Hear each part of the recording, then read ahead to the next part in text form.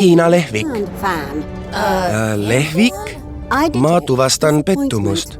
Pole põhjust. Selles ainulaadses lehvikus on Feng Po, Hiina tuulejumal.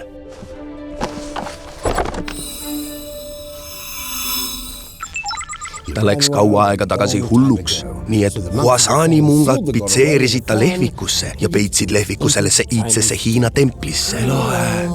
Kuid nüüd ohustab templit üleujutus. See võib vee alla jääda. Üleujutus nagu veega? Kindel, et see pettus pole. Tähendab tõsiselt. Võimas lehvik. Ma ütlen, et jätame selle vahele.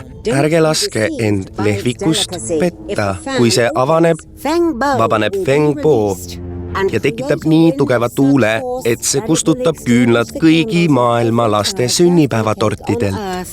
See on kohutav. Kuidas lapsed siis sünnipäevasoovi soovivad? Küünalde ära puhumine on parim osa. Kas tõesti? Aga kingitused? Kingitused küünalde vastu. Ma võtaks kingitused. Aga kogu tort lendaks minema. Mis on sünnipäevapidu ilma tordita? Tragöödia. See on võidujooks ajaga, aardekütid. Ja veega.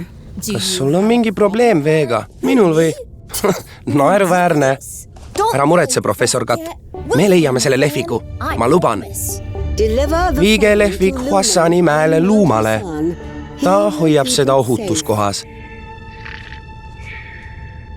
Ärme sega tema meditatsiooni. Teie nutikellad on laetud. Olete transpordiks valmis.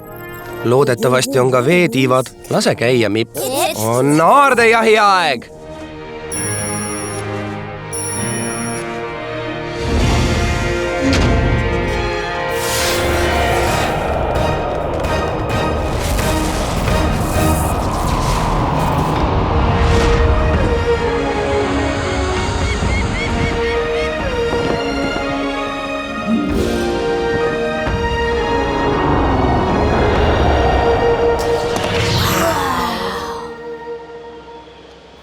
No ma ei tea, mis uputuse jutt see oli. Ma ei näe kuskil vett. Kas sa kardad vett?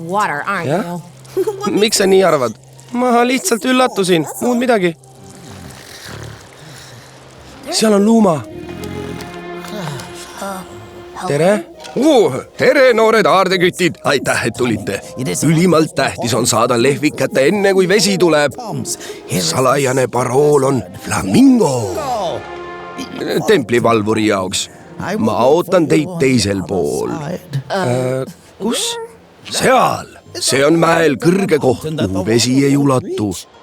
Ja minu kodu. Juhtigu teid müürid.